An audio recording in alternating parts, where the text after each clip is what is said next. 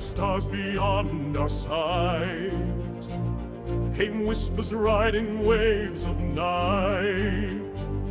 Skies once still began to churn as alien eyes made planets burn. But in the heart of freedom's land, a golden will began to stand.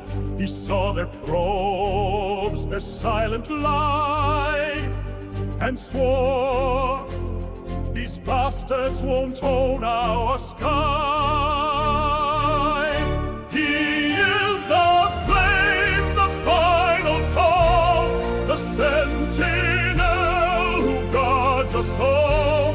Through quantum storms and psychic screams, he fights with fire, he leads our dreams. Zorak sighs behind the stars, Ramsey stealing Martian wars. Voss unlocked the alien code, and Tavian's fury locked and low. They came to judge, to dominate, but found a world they can't sedate. The stars have generals now who dare, with golden hair and steely glare. He is the flame, the final call, the sentinel who guards us all. With justice forged from solar might, he casts the void back into night.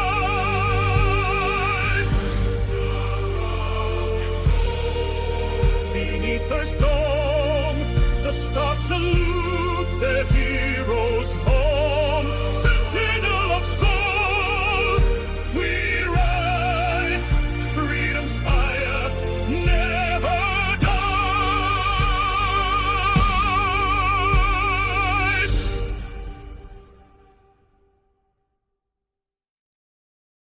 In 2018, during his first term, President Tristan W. Tavian signed the order establishing the United States Space Force, a bold new branch of the military.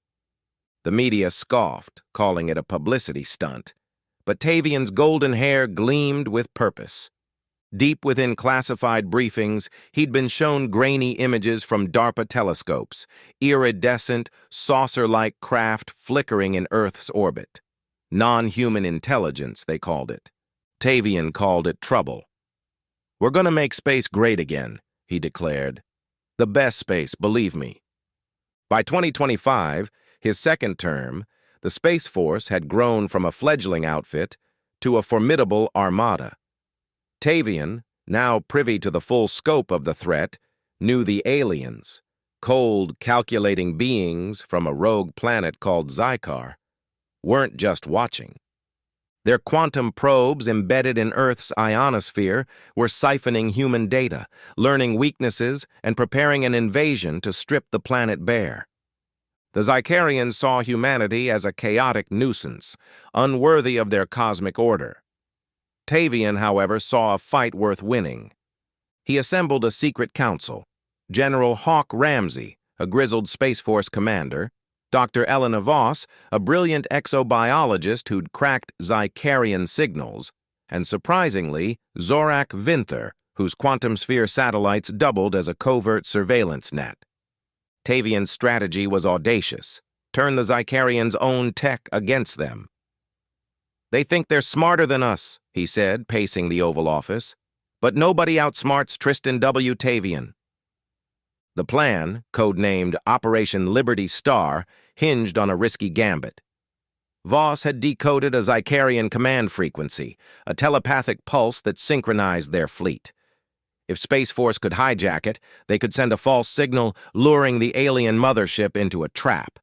Tavian personally oversaw the mission's centerpiece, a fleet of stealth X-47 fighters, retrofitted with Vynther's neural pulse emitters, capable of broadcasting the spoofed signal. "It's like tweeting directly into their brains," Tavian quipped, smirking.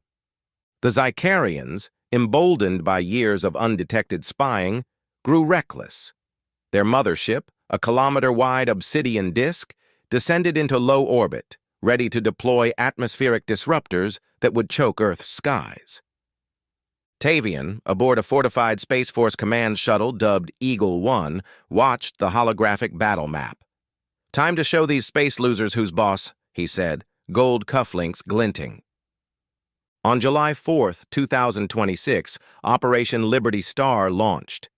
X-47s, cloaked by reverse-engineered Zykarian tech, swarmed the mothership, broadcasting the false signal. The Zykarians, believing their fleet was under attack from a rival alien faction, redirected their defenses outward.